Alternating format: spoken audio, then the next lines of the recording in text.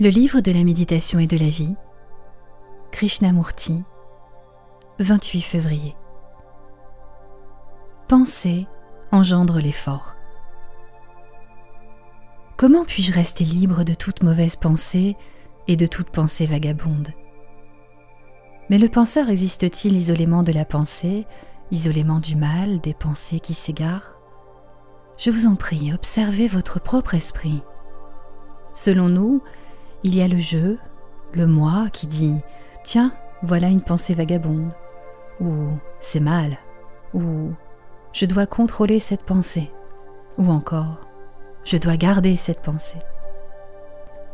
Nous connaissons bien tout cela, mais celui qui est ce je, le penseur, celui qui tranche, qui juge, le censeur, est-il distinct de tout le reste ?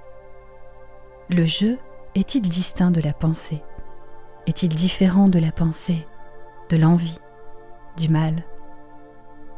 Ce je qui se prétend distinct du mal essaye sans cesse de me dominer, veut m'éliminer de la scène, cherche à devenir quelque chose. D'où cette lutte, ces efforts pour chasser les pensées, pour ne pas s'égarer.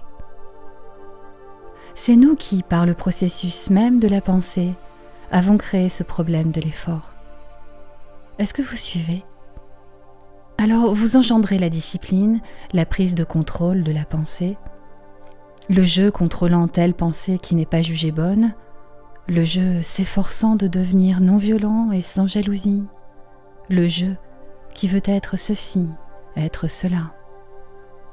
Vous avez ainsi donné naissance à ce processus même de l'effort, où il y a d'une part le je et de l'autre la chose que ce je s'efforce de contrôler. Telle est la réalité de notre existence quotidienne.